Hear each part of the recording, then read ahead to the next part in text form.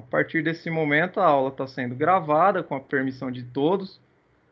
Não abram a webcam de vocês se vocês não quiserem aparecer, tá? Senão vocês vão aparecer aqui na imagem. E sons vocês podem abrir, como eu disse, a qualquer momento vocês podem clicar no microfone de vocês e fazerem perguntas.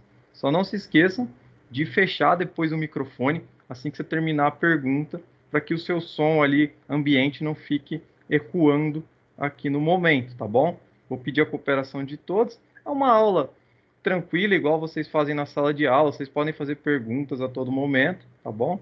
E ela vai abordar a formação integral em saúde nesse momento de pandemia que nós estamos vivendo. Ela vai contar com todos os elementos que vocês já aprenderam até aqui, tá? Tudo que vocês viram na parte de sanitarismo, tudo que vocês viram na parte das leis do SUS, junto com suas diretrizes e princípios, vai ser abordado aqui.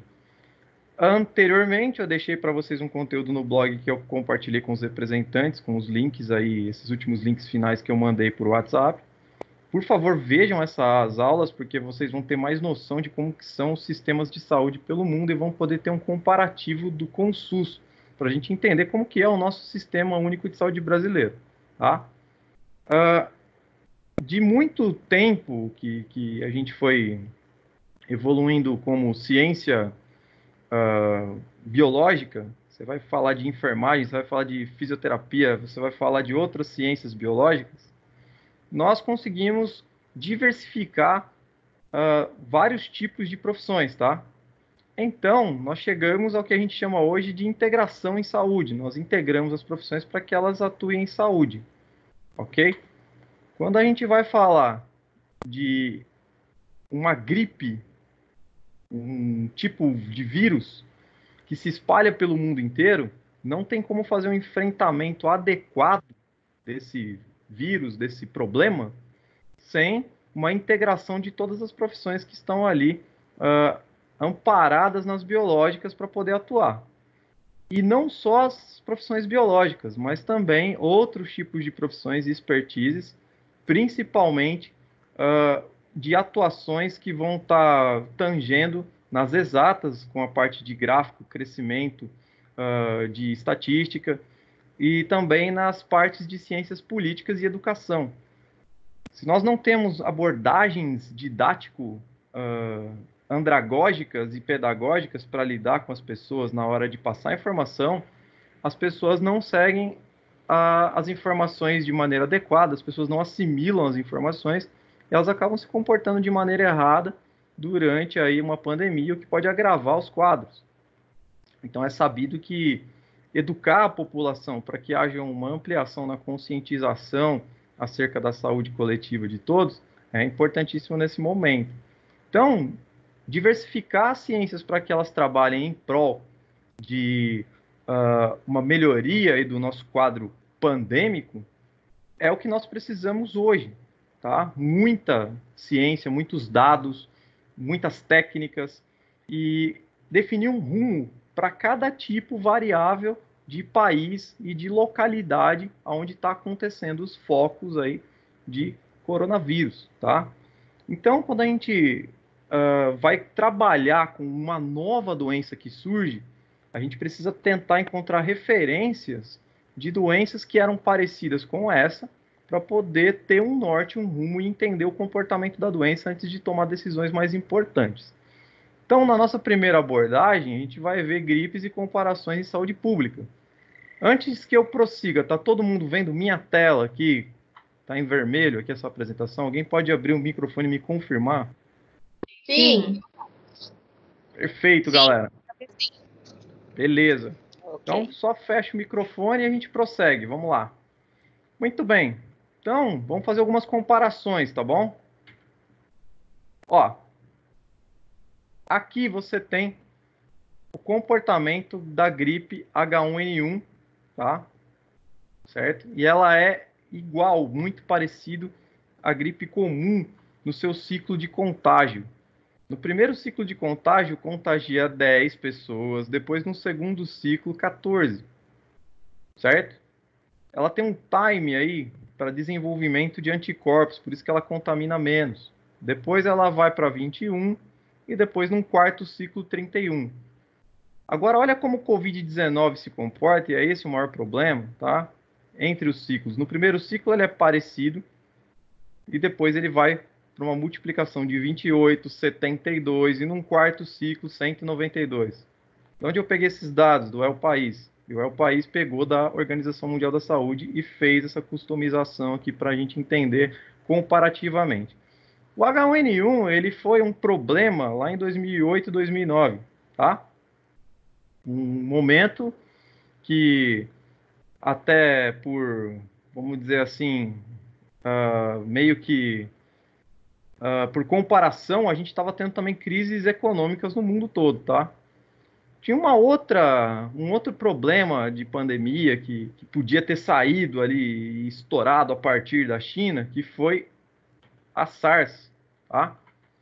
Quando vocês olham aqui, ó, estão vendo aqui embaixo aqui, a SARS foi um problema, que seria a síndrome respiratória aguda, tá? Só que quando você olha na comparação entre o H1N1, o Covid-19 e SARS, o que é que você tem aqui de curva? Pega de 0 a 100 dias, tá? De 0 a 100 dias, o H1N1, que é essa amarela que sobe lá com 50 dias, você tem 28.738 pessoas ali, tá? Contagiadas. Lá no final de 100 dias, ele chegou no pico da curva a 183 mil. Compara com o Covid-19. Olha isso aqui, ó. Tá vendo? Ele, em 50 dias, na metade do ciclo, ele já contamina 3 vezes mais. Tá? Agora, olha a SARS. Bate num pico de 6.900 casos no final e ele começa a cair depois, no centésimo dia, para 1.152. Então, ele bate um pico, uma curva achatada e já vai depois para a reta e depois para a queda. O grande risco do Covid-19, então, é seu alto poder de contaminação. Tá? Quanto à letalidade, olha como a SARS mata mais rápido. Estão vendo? 9,6 de cada 100 casos, 9,6 morrem. Tá? Então você tem um índice de letalidade mais rápido. Isso, de certa forma, tá? Não é algo que vá fazer com que o vírus seja tão spread, tão espalhe tão rapidamente. Já o Covid-19, ele tem uma taxa de letalidade, ó, ele chega num pico, depois ele cai, depois ele começa a subir de 3,4% em média lá para 50 dias. Tá vendo? E o H1N1, ele não demonstrou tanta letalidade assim. Ele teve um pico inicial lá para os primeiros dias, depois ele começa a ter queda, tá? Então nós temos aí comparações de comportamento viral, na qual o maior problema do Covid-19 é que ele começa a espalhar rapidamente e ele começa a ter problemas ali de muitas pessoas contaminadas ao mesmo tempo, afogando qualquer tipo de sistema de saúde que exista no mundo, tá bom? Nenhum sistema de saúde estava preparado para atender tantos casos assim ao mesmo tempo. E é aí, por falta de atendimento e lugar para colocar, para alocar as pessoas que estão contaminadas, é que as pessoas acabam, infelizmente, indo à fatalidade. Mas, se houver atendimento em tempo, nós temos aí um comportamento aí de, vamos dizer assim, de bom prognóstico para aquele indivíduo que é atendido em tempo, certo? Então, se você tem essas comparações, você já começa a entender de que forma a gente vai se comportar. Por que fazer quarentena? Por que fazer isolamento social? Tá? Então, esse foi o maior motivo que lá no início das crises do Covid-19, no início da propagação, é que as maiores nações do mundo, aí, as nações mais desenvolvidas do mundo, eles tomaram por precaução fazer logo aí um isolamento social de quarentena, tá bom? Isso é, por si só, tomadas de decisões baseadas em quê? Em estudos epidemiológicos, tá?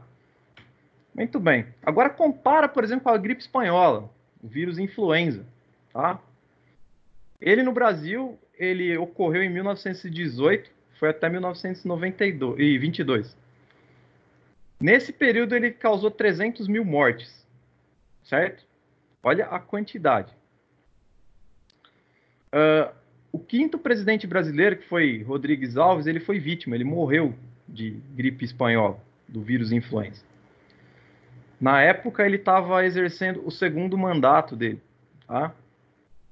No primeiro ciclo de República do Brasil. E se vocês lembrarem do histórico nosso, que a gente contou em sala de aula, quem estava responsável pelo sanitarismo nessa época era o Carlos Chagas. E ele estava contendo não só um surto de gripe espanhola, mas também ele estava tentando conter surtos de varíola, surtos de febre amarela e surtos até mesmo em algumas regiões do país de malária. Tá? Eram muitas epidemias ao mesmo tempo.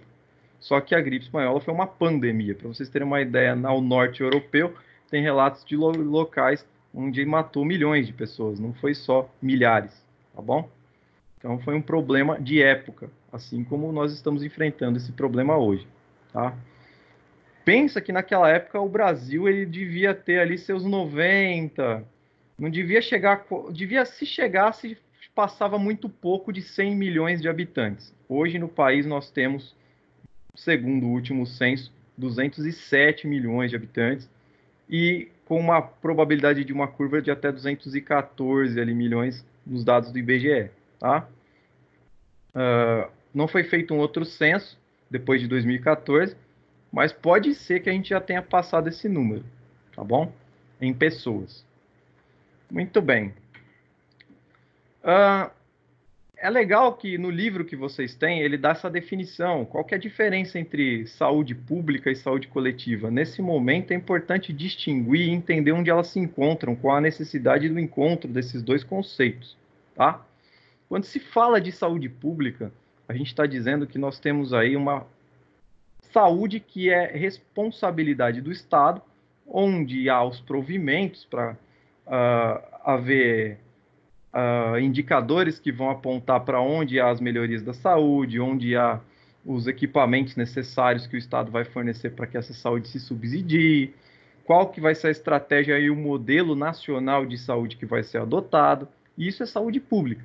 A saúde que é fornecida para as pessoas através do serviço público, tá? Basicamente nesse conceito.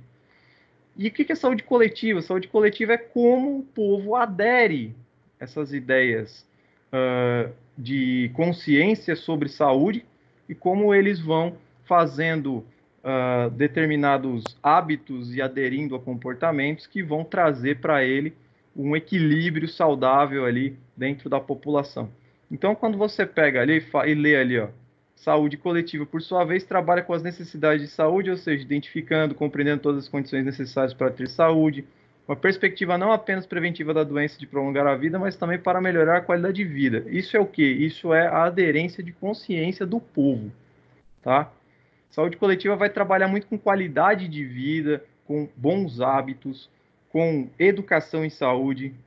Saúde pública vai trabalhar com dados brutos, com ações diretas de saúde. Saúde coletiva trabalha com prevenção, tá? E promoção. Saúde pública trabalha mais na assistência e na promoção em si, tá bom? Então você tem esses diferenciais. Para fazer o enfrentamento de uma pandemia, nós estamos precisando ter ambos os conceitos bem compreendidos e usufruir desses dois conceitos. Quando a gente fala, o Brasil tem um déficit na parte de saúde pública, nós temos um sistema único de saúde que ele atende de forma universalista. Esse conceito eu passei para vocês naquela aula que eu deixei no link. Porém, o sistema universal do SUS ele não dá conta, muitas vezes, de atender a demanda por déficits na parte infraestrutural. É uma verdade, nós temos déficits de infraestrutura, muitas vezes, devido à explicação que melhor se tem, devido à má gestão dos recursos que eles não conseguem atingir o seu destino de maneira eficaz para poder estruturar aí o nosso sistema único. Professor, Fala. qual é a diferença da saúde coletiva para a saúde pública? Quando você fala que saúde, a diferença principal, tá? A saúde pública ela é colocada pelo governo de uma forma a trazer indicadores, mostrar agravos das doenças, interferir direto na vida do cidadão, tá? A saúde coletiva, ela vem da aquisição do cidadão acerca da sua conscientização sobre saúde. Entendeu a diferença? Ficou em dúvida ainda. Não, entendi sim. Beleza. Bom, então quando a gente pensa nesses conceitos, nessa ideia que é preciso ter, ao mesmo tempo que é preciso ter um governo que forneça ou que subsidie saúde, é preciso também que as pessoas consigam aderir os conceitos de saúde para que haja na população ali o equilíbrio de saúde. Vamos trazer isso de forma prática, tá, para a nossa vida. Nesse dado momento, o que é recomendado pela Organização Mundial da Saúde? Que as pessoas fiquem em casa, tá, para que elas façam o isolamento social e não contaminem as outras pessoas dos grupos de risco. E quando se fala de grupo de risco, é legal pensar, né? Quem é o grupo de risco? Todo mundo está orientado aí sobre quem é o grupo de risco? Querem me falar? Ou querem que eu fale? Galera, grupo de A pessoa risco que nesse. é Pode falar, pode falar. a pessoa que é diabético, que tem asma e velhinhos e crianças. Qualquer pessoa que tenha comorbidade e tenha mais de 50, 60 anos, tá? Então esse é o grupo de risco. Comorbidade, o que é comorbidade? Qualquer doença advinda, tá? Qualquer fator de risco e doenças que a pessoa tem variados, tá? É mais de um, comorbidades. Então, o idoso é o principal fator, aliás, é o principal indivíduo que está no grupo de risco. Se nós não promovermos o isolamento social, o que acontece? Alguém pode ir para o trabalho ou ir para a escola e trazer a doença para dentro de casa para ele. Tá? E isolar esse indivíduo é muito difícil, muitas vezes, na realidade do contexto brasileiro. A gente sabe que tem casas aqui no Brasil que moram muitas pessoas numa mesma família. E ali está alguns idosos. Como é que você isola numa casa pequena, que só tem 2, 3 quartos, às vezes, ou tem, às vezes, um quarto, tá? Tem um cômodo, banheiro, um quarto, moram 5, 6 pessoas e tem os idosos lá. Como é que você vai isolar? Fica difícil, né? Então, por isso que aqui no Brasil foi optado por ter ali uma quarentena geral e o que a gente chama de quarentena horizontal. Engloba todo mundo. A ideia do governo foi tentar mudar isso para algo verticalizado, onde você vai isolar o grupo de risco e os demais vão viver as suas vidas ali, os demais que não estão no grupo de risco vão viver as suas vidas perto da normalidade, tá? Bom, isso por si só seria uma aquisição, tá, de saúde coletiva. As pessoas estarem obedecendo a quarentena, as pessoas não estarem entrando em contato com os idosos, as pessoas não estarem indo trabalhar contra a vontade e contra as regras, as pessoas estarem higienizando suas mãos, os profissionais estarem usando os EPIs adequadamente, a pessoa só de colocar a mão no rosto na hora de espirrar, a pessoa só de saber usar ali da higiene adequadamente, o que é isso? Ela está apresentando um conhecimento e uma aderência à saúde coletiva, pensando no coletivo. Qual foi o papel do Estado nesse sentido? O papel do Estado foi fiscalizar, o papel do Estado foi interferir, o papel do Estado foi fornecer testes, tá? Para verificar quem tinha ali os índices de de Covid-19. Então, o Estado veio com a ordem, veio com a fiscalização, mostra as estatísticas, implanta na população. A população, quando se conscientiza, aí tem vários motivos para que haja essa consciência, pode ser por aderência social mesmo e preocupação, pode ser por medo, tá? Depende de como que a pessoa assimila isso. Quando a população adere, aí você tem a saúde coletiva promovida. Entenderam na prática como esses conceitos funcionam? Sim, sim. Beleza. Se ficar alguma dúvida, é só perguntar, tá? Então, notem que os dois conceitos eles andam juntos. Eles são interdependentes, tá? Eles têm mínimas diferenças. Falou em saúde pública, você está falando da intervenção direta do domínio do Estado, tá? Para promoção da saúde ao público. E falou de saúde coletiva, você está falando daquela aderência que o povo tem ao adquirir a consciência de saúde coletiva, tá? Ao coletivo. Beleza? Para enfrentar o Covid-19, só assim. Professor, Pode falar. é correto, então, dizer que a saúde coletiva ela está ligada às atitudes que as pessoas têm, segundo o que a saúde pública promove? Sem dúvida. A saúde pública promove e a saúde coletiva adere, é isso? Adere e amplia a promoção. Se você for comparar países que não têm uma boa saúde coletiva, são aqueles países que têm índices baixos de educação, índices baixos de interferência do Estado na promoção da saúde. Tá? É interessante dizer que, a nível de país que é emergente, isso é do ponto de vista econômico, tá? Muitas vezes que se classifica isso, o Brasil tem respondido bem em relação à saúde coletiva, tá bom? Em relação à saúde pública, ou seja, aqueles subsídios que o Estado vai fornecer para o trabalhador em saúde, por exemplo, o Brasil está um pouco aquém, tá? Está deixando um pouco a desejar em alguns sentidos, embora haja uma resposta interessante na prevenção do que está se projetando para vir o Covid-19. Primeiro eu vou falar da boa notícia. Boa notícia é que estamos construindo hospitais de campanha em estádios de futebol, caso a curva chegue no seu limite ali, no seu pico, tá? Então, há um preparo, tá? Para se algo catastrófico de fato acontecer, houver descontrole nos números de casos, para esses casos serem atendidos e acompanhados. Agora, o que tem sido, vamos dizer assim, ainda com alguns delays, alguns atrasos aí? São os fornecimentos de equipamentos de proteção individual adequados. Se você comparar, por exemplo, com os equipamentos de proteção individual que os coreanos usaram, que os chineses usaram, que os norte-americanos estão usando e que outros países estão usando, nossos equipamentos de proteção individual, eles ainda estão bem atrás ali em relação à tecnologia que o pessoal está usando.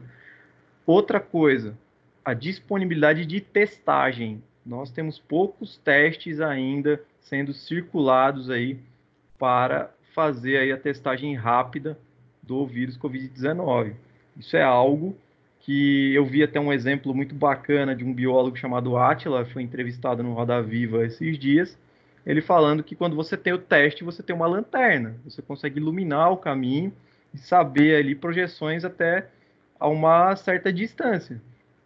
Quando você não tem o teste, é a mesma coisa que você está com uma vela, você só consegue iluminar o que está ali na sua frente, você não sabe o que vai acontecer dali para frente, tá? Então o teste ele acaba fornecendo uma tecnologia mais ampla e é nisso que a saúde pública brasileira ainda está em débito.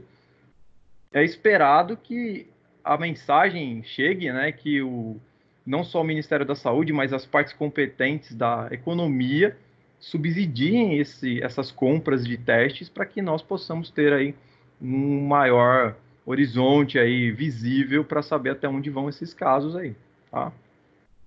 Mas para isso já temos os autoteste, né? Então, quem já tá com tosse, essas coisas, tem um aplicativo que você faz o teste, meio que ele desenvolve se você tá ou não. Porque o Google é a parte dos burros, né? Então a gente tem que ter um nivelamento onde a gente vai pesquisar se tá ou não, entendeu? E você vê que isso já é por si só uma atitude de saúde coletiva? Sim. Sim, exatamente.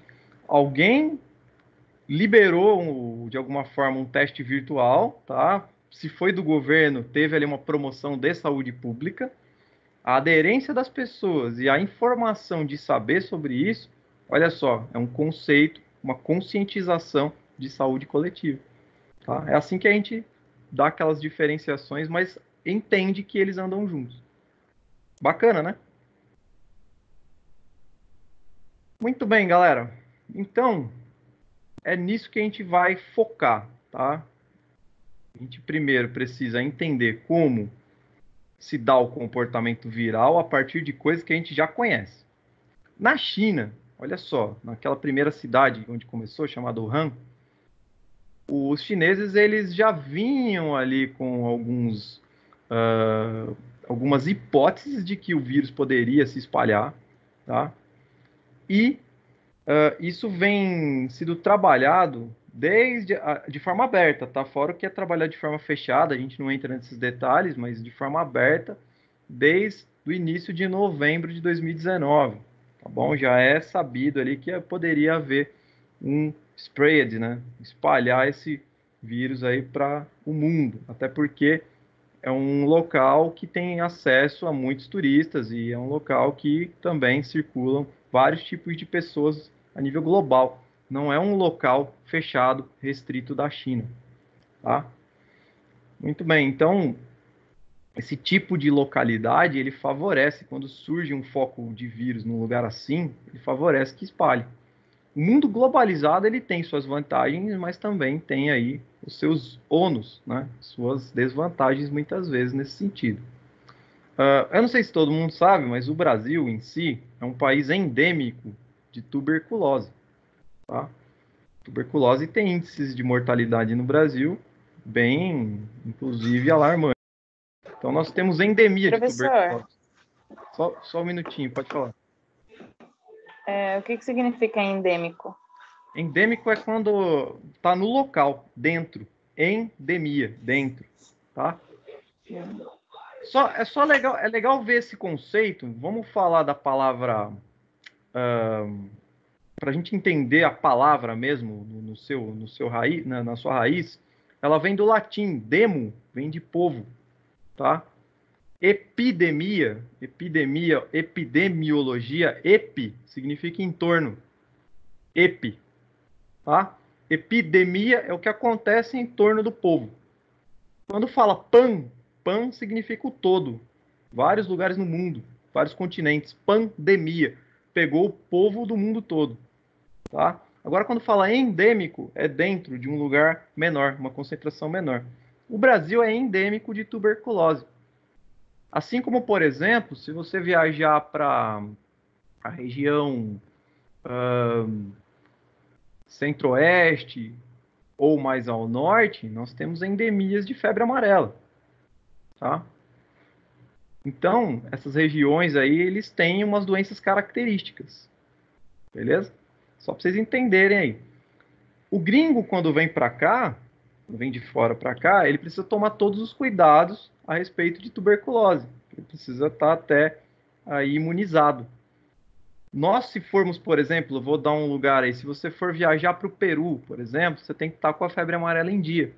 Tá? É um lugar que pode pegar. Entendeu? Então, tem locais no mundo que são endêmicos, porque, caracteristicamente, alguns patógenos, alguns micro-organismos crescem naqueles lugares. Tá bom?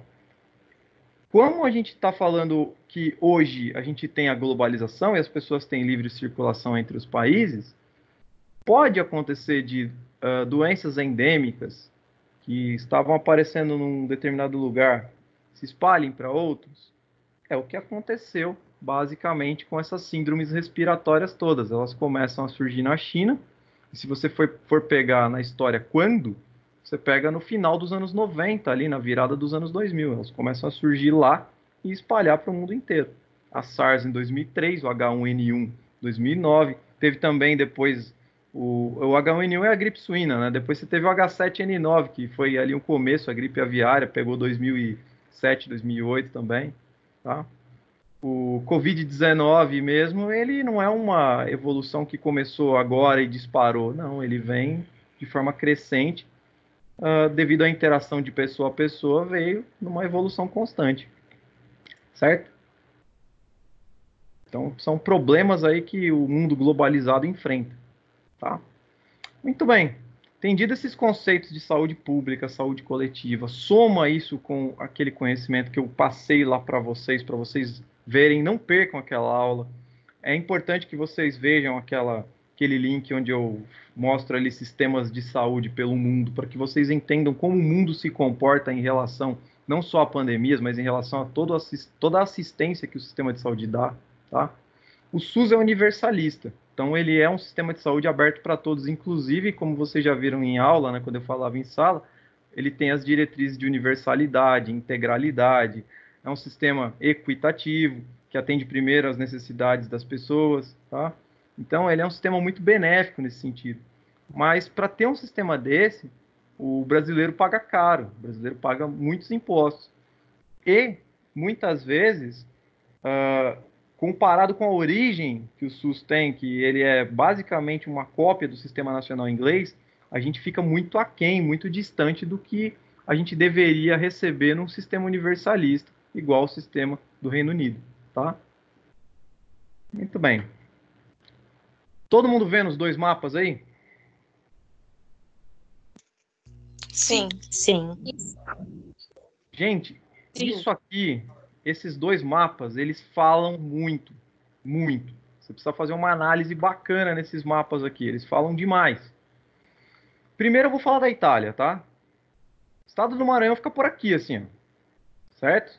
A Itália cabe aqui, ó, num pedacinho aqui, ó. Beleza?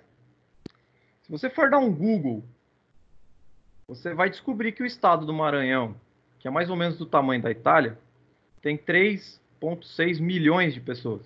O estado do Maranhão.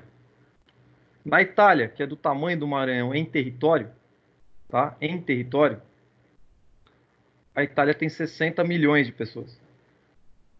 Todo mundo sabia disso? Aí você me pergunta, por que você está falando da Itália? Porque lá é onde está tendo o maior pico de mortalidade do Covid-19, tá? Analisando aqui esse mapa, primeiro aqui, esse aqui.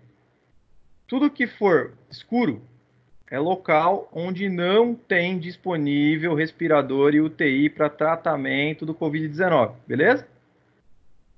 Tudo que for escuro, certo? Então tem algumas áreas aí que realmente não dá para atender os casos.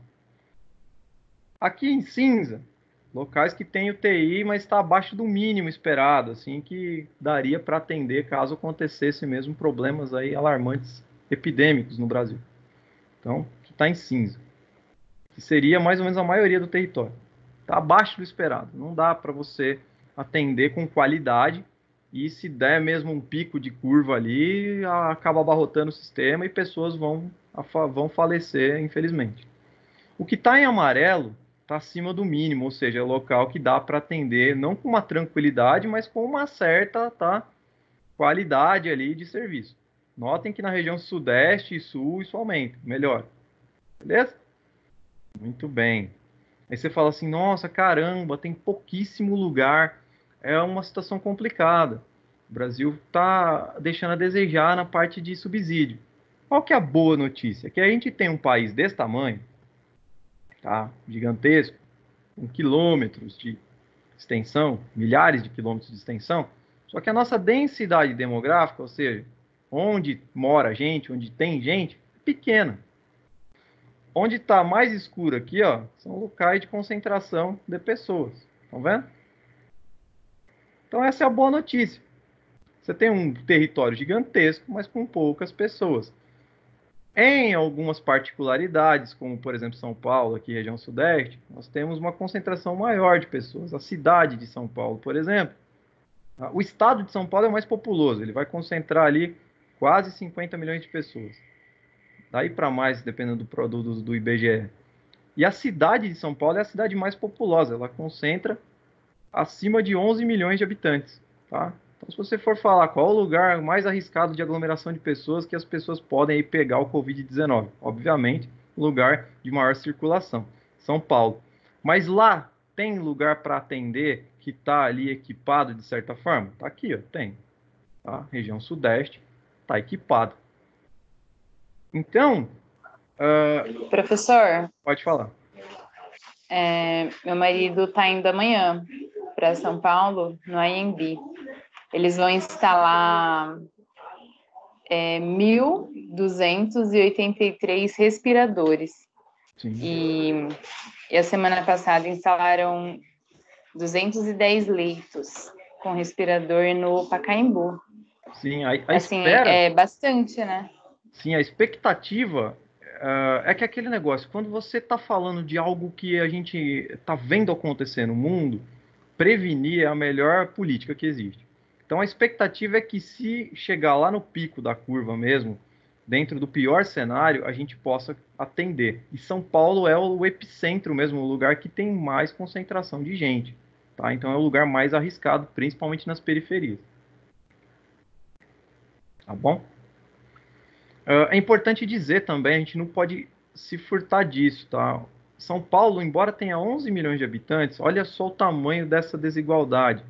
Mais ou menos 3 milhões, tá? 2,5 a 3 milhões de pessoas que vivem em São Paulo estão abaixo da linha da pobreza segundo a média brasileira. E estar abaixo da linha da pobreza segundo a média brasileira, que seria o índice quase ali de miséria, isso está significando aí uma renda que não chega ali, na verdade não é nem renda, que não chega a nem 10 mil reais no ano. Ou seja, é viver de bolsa. Quem vive, quem sobrevive, entenderam? É um índice alarmante, tá? Quando, lógico, o pessoal fala, mas quando se fala de linha da pobreza, você tem que avaliar em dólar. Não, isso é a linha da pobreza mundial, né? Quando você compara com os Estados Unidos. O indivíduo que vive na linha da pobreza lá ganha ao ano 12 mil dólares, né? Se você multiplica por 5 aqui, ele viveria bem aqui. Tá? Só para vocês entenderem a diferença do que é linha da pobreza mundial e linha da pobreza Brasil. Tá bom? É bem diferente. Então, a boa notícia é essa: a densidade demográfica brasileira em relação à nação, ela não é tão ampla. Então, isso contribui, de certa forma, para que não haja casos espalhados pelo mundo todo e nem nas zonas, tá vendo? Nas zonas que não teriam ali condição de atender, tá? As zonas que têm maior risco têm relativamente condição de atender. Salvo casos aqui na região ali, tá? Nordeste, que aqui a gente tem aí uma certa dificuldade, tá bom? Alguma pergunta em relação a isso? Nesse cenário em que a região ela não tem como atender esses doentes, qual é a melhor solução? Trazer eles para uma região que consegue atender, tem respiradores, sobrecarregá-la ou dar infraestrutura para eles? Por exemplo, o estado de São Paulo, ele, como ela comentou, está se preparando, colocando em estágio, e entre outras ações. Outros estados não estão tomando, pelo que eu estou acompanhando, uma ação tão agressiva em relação ao Covid. O que seria mais viável, o que seria mais assertivo nesse cenário?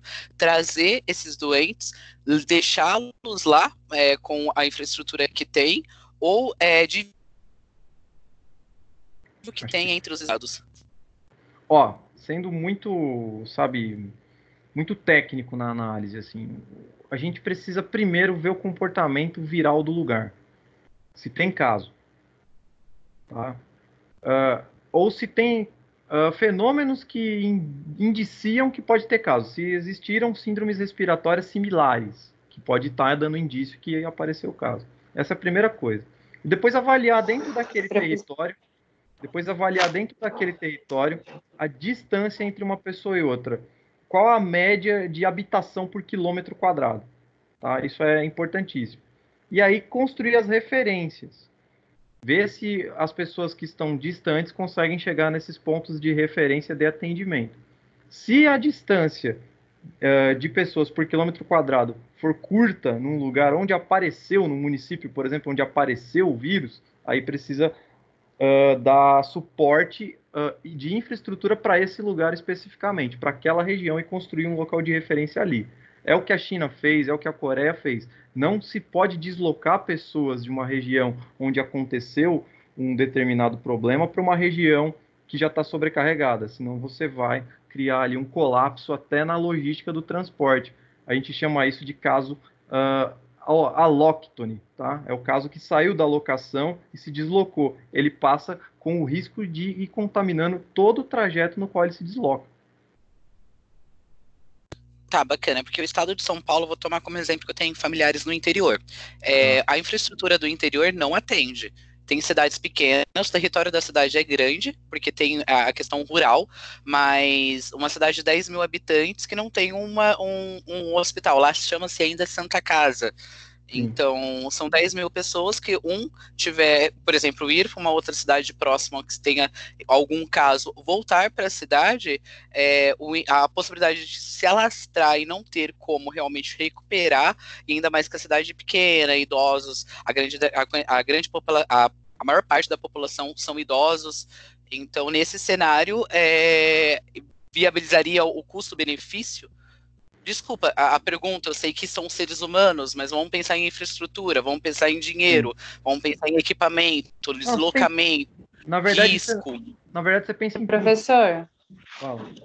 Às vezes também, tecnicamente falando, eles analisam se vale a pena investir, né? Dependendo, assim, idoso, essas coisas, às vezes não investe tanto, ou não, tem nada a ver.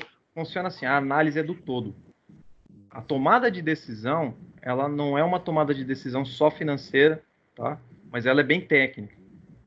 Então, eu vou dar também um dado mais atual aqui, tá? Um dado interessante, quer ver? Vamos fazer uns rabiscos. Vocês sabem que na aula também eu adoro rabiscar, né? Pera aí, vamos pegar aqui. Eu vou dar um ESC. Acho que é melhor. Dar um ESC aqui. Deixa eu só voltar um e dar um ESC. Vou construir um novo aqui no meio. Só para a gente fazer uma análise. São dados que a gente sabe também, tá? Então isso é importante ser levado em conta. O que é levado em conta hoje em relação ao comportamento já conhecido, tá? Que já se observa do vírus. Você tem lá 100% dos casos, tá? De 100% dos casos, nós temos 80%, vou fazer número redondo, tá? Que ele dá umas médias um pouco variáveis, mas bate na casa dos 80%. De 100% dos casos, 80% eles vão ter sinais e sintomas brandos. É quase uma gripe. Aí você tem esses 20% aqui, ó, tá? Que sobra de casos graves. Entenderam? No meio desses 20% aqui, você tem um índice de letalidade, ó, no meio desses 20%, de mais ou menos aqui, ó, 8, tá? 8% morte. E esses aqui geralmente estão nas faixas etárias de elevação ali, tá? Você pega ali 60. Isso é baseado... Oi? Desculpa, isso é baseado num país de primeiro mundo ou não? Porque o Brasil, a questão é Não, da população. Isso é baseado em média internacional, tá? Só que média, entendam bem, média é o que se você entrar agora no site da Organização Mundial da Saúde, acompanhar lá em tempo real, eles dão todas essas médias para você dar uma olhada. É bem bacana, inclusive. Só que aquele negócio, na Itália, isso tem se mostrado diferente. Ó, desses 20 casos graves, tá? Pega 20 casos graves aqui, ó, tá? Desses 20 casos graves na Itália, apareceu 38%, deixa eu achar aqui, ó, 38% jovens. Isso na Itália. Só que pensa, volta lá no mapinha que eu coloquei para vocês aqui, ó. Deixa eu dar um Shift F5. O que eu falei sobre a Itália? Que o Maranhão cabe à Itália, certo? O Maranhão brasileiro tem 3 milhões de pessoas. A Itália, que é do tamanho do Maranhão, tem 60 milhões de pessoas. Lá o que acontece? Lá você tem um spread, o vírus espalha muito rapidamente entre essas 60 milhões de pessoas. A Itália recebe, só em Veneza, para vocês terem uma ideia, só em Veneza, em um dia ali, mais ou menos ali, ó, em um dia, mais de, se eu não me engano, era 200 mil pessoas, lota Veneza. A Itália recebe mais de 1 milhão de turistas ali dentro do ano. O surto passou de lá, da China e Wuhan, e o local que mais afetou foi Itália e Espanha. Quais são os lugares da Europa que tem mais circulação de turista? Itália e Espanha. Tá? Então já está sendo um problema só isso. Só turista que passou pela Itália e pela Espanha já levou para o resto do mundo. Tá? Só para vocês terem uma ideia como está problemática, gente. O negócio é algo para se preocupar. E aqui no Brasil, que particularidade que a gente teve também entre o mês de fevereiro que pode ter corroborado com contaminação que vai começar a aparecer agora? Vocês sabem, não sabem? que a gente teve? O carnaval. Exatamente. Óbvio. E o carnaval vem um monte de gente que é gringo de todos os lugares que passaram, inclusive nesses lugares do mundo. Tá? Teve pessoas que muito provavelmente tiveram já esses sintomas de gripe, já pegaram o Covid-19 e estão aqui, ó, nessa curva aqui, ó, sinais e sintomas brandos. Muito provavelmente tem isso aqui no Brasil. Notem que o vírus ele vai se comportar de maneira parecida na parte de contágio e proliferação, mas na hora de ter atendimento, sistema, o que vai fazer a diferença? A densidade demográfica é um fator praticamente determinante nisso. Você pega a Itália e está tendo aí um dia 900 mortes, por quê? Porque eles não estão dando conta de ter aparelhagem e equipamento para atender essas pessoas. E ainda tem outro detalhe, além da densidade demográfica da Itália ser alta por quilômetro quadrado, você tem um outro fator, que a população na Itália é idosa. Tá? Eles estão vivendo uma população idosa na Itália. Então eles entram com o maior grupo de risco. E está afetando os jovens, por quê? Porque a densidade demográfica é compacta, tem muita gente próxima. E eles também são um povo latino. O italiano gosta de abraçar, beijar, o italiano fala alto, gesticula. O italiano não é um povo que é mais distante, mais frio. Tá? É um povo mais caloroso. Entenderam que tudo isso tem que ser considerado? Sim. Na melhor das hipóteses, tá? Que saiu de um estudo da Inglaterra, a gente não alcançaria a curva se fizesse o isolamento social horizontal. Só que esse estudo ele toma como base muitos elementos, inclusive como densidade demográfica mesmo, e como equipamento por território, tá? Que é o que a gente está discutindo. Agora, só para usar a mesma resposta que eu coloquei desde o começo sobre a pergunta, melhor solução sempre é dar subsídio para a localidade, nunca transportar um indivíduo que está contaminado para uma região que já está sobrecarregada.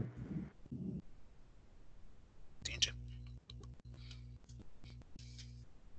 É porque quando a gente tem vários elementos para entender o comportamento do vírus, também fica até mais, vamos dizer assim, racional de responder essa pergunta, né? Fica uma coisa técnica mesmo, tá? A decisão, ela fica lógica, ela não fica uma decisão assim que você vai observar o poder público tomar e não vai te fazer sentido, entendeu?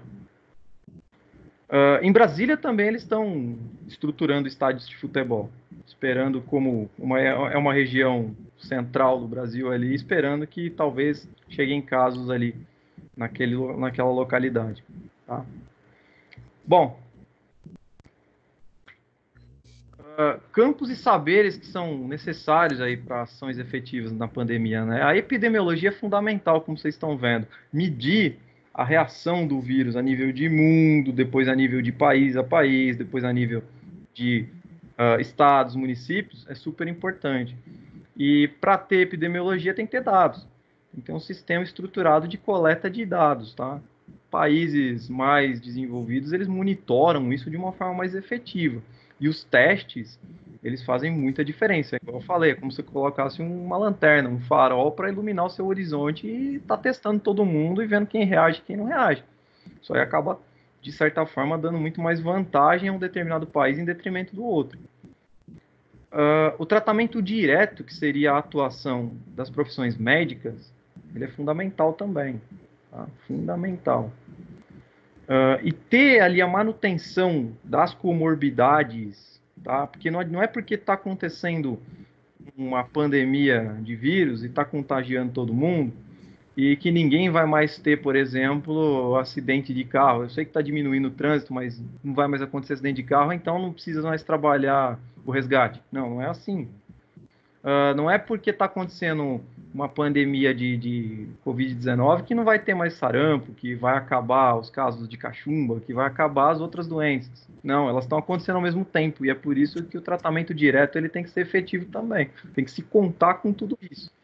O vírus pandêmico, ele é o quê? Ele é o agravante, né? É o que pega todo mundo ali de surpresa.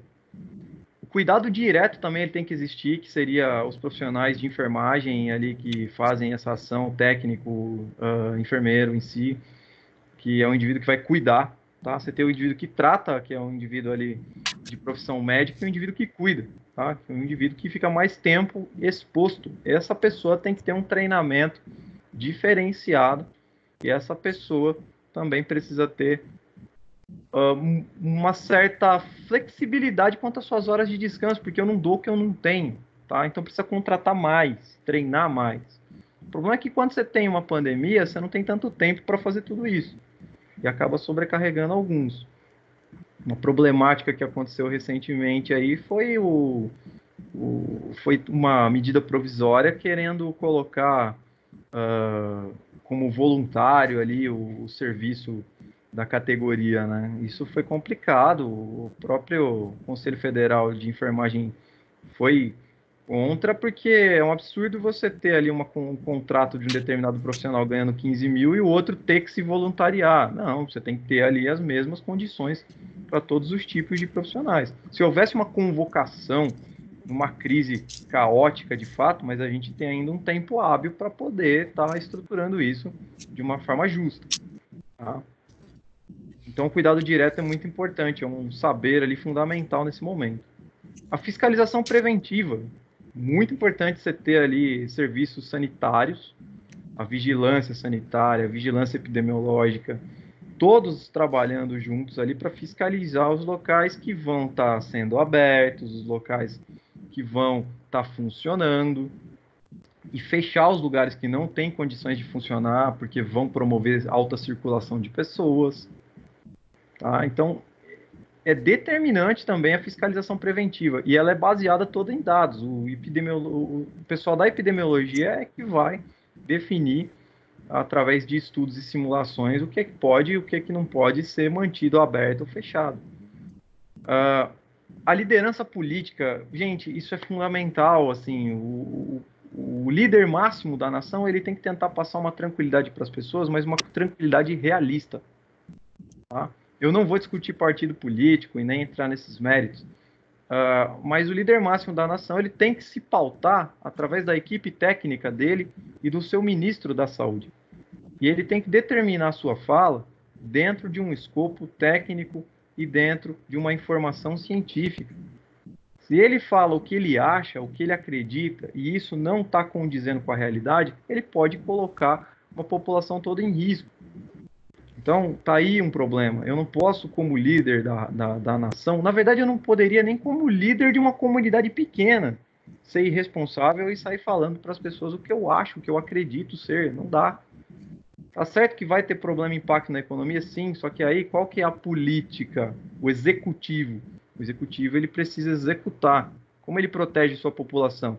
Propondo ali ações que vão reunir pessoas e parcerias que vão trazer ideias para manter a empregabilidade das pessoas mesmo durante o tempo de crise, distribuição de renda, procurar fornecer subsídios durante a crise, procurar estar trazendo ali fundos de garantia, procurar estar trazendo e levantando ali ações que vão estar durante o tempo previsível de crise, que vão estar protegendo o povo e não falando para o povo sair pegando gripe por aí, porque vai ser uma gripezinha. Então a gente tem que tomar cuidado com algumas falas, tá? Não importa se é o líder máximo da nação ou se é o líder de uma pequena comunidade, é preciso ter responsabilidade e se pautar de informações da melhor qualidade possível. Ok? O planejamento econômico, ele não vai ficar distante, tá? Ele é a mesma coisa. O planejamento econômico, ele, na verdade, assim, hoje em dia, sociedade, falou de sociedade, é o todo. Você tem, pelo menos no tripé, a segurança, a saúde e a educação, e o que acaba fazendo o embasamento de tudo isso, a distribuição para tudo isso, é a economia. Então, uma coisa não se desconecta da outra. Tanto que, quando você vê um alarde desse acontecendo, os microempresários que vivem ali com seu salário mensal e os autônomos, eles precisam correr para tentar se reorganizar e ter novas ideias durante esse tempo, senão eles não ganham. E eles acabam não conseguindo ficar 2 meses sem o salário, porque senão não pagam contas. Então é muito complicado para quem vive nessa situação autônoma. Tá? 2, 3 meses sem salário fica inviável, insustentável. É aí que mais ainda a economia tem que ser pautada por uma liderança que vai precisar pensar soluções para esse tipo de pessoa. Tá? A logística de atendimento ela também precisa ser bem estruturada. É o que a gente estava até falando aqui no Sudeste, isso se demonstrou eficiente, pelo menos até então. Tá? Na região Sul também, na região Central do Brasil ali, parece, tudo indica que essa estrutura logística de montagem, chegada de insumos, materiais, isso tem fluído ali na medida do possível bem, tá? Mas ainda fica meio aquém no comentário que eu fiz no início sobre os testes estarem demorando demais para serem já logo colocados, são recomendações, e para melhoria dos EPIs, dos equipamentos de proteção individual dos profissionais. Tudo isso é integração em saúde na prática, tá? Tudo isso integra a saúde na prática. Então, eu acho que assim, essa aula ela serve para a gente ver como é importante, que visão que a gente tem que ter como acadêmico, o indivíduo que está se tornando bacharel numa ciência médica e biológica, como é importante você estar pensando de forma ampla o todo e como você aplica todos os seus conhecimentos de integração em saúde dentro de um contexto desse que a gente está vivendo, tá? Alguém tem alguma pergunta?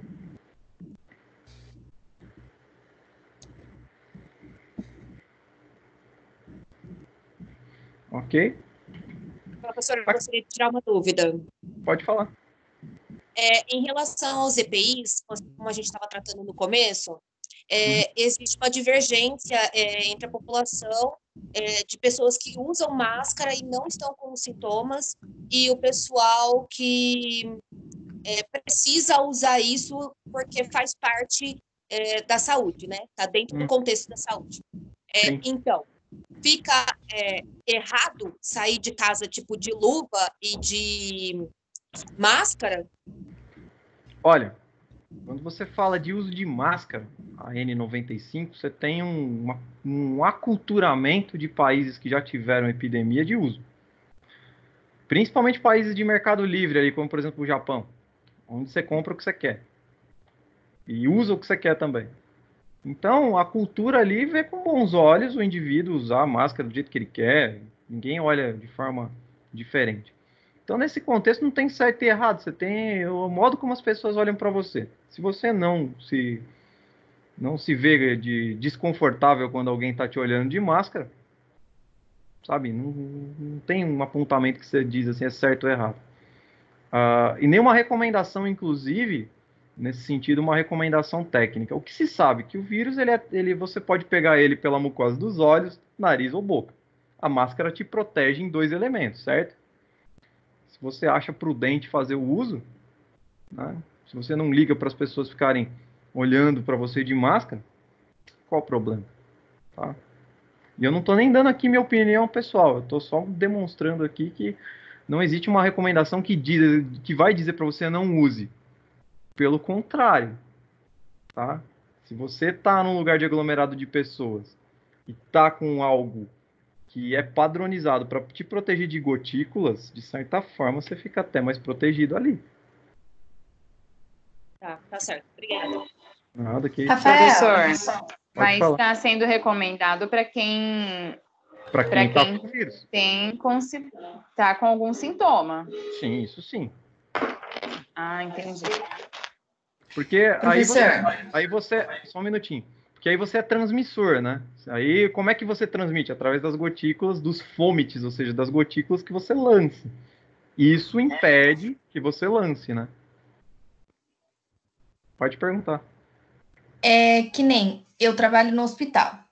Lá eu tô vendo muitas pessoas com aquelas máscaras de tecido. Uhum. Isso acaba influenciando algum não pegar? Olha, a máscara de tecido é o que eu falo. Ela não é uma máscara padronizada para você combater vírus e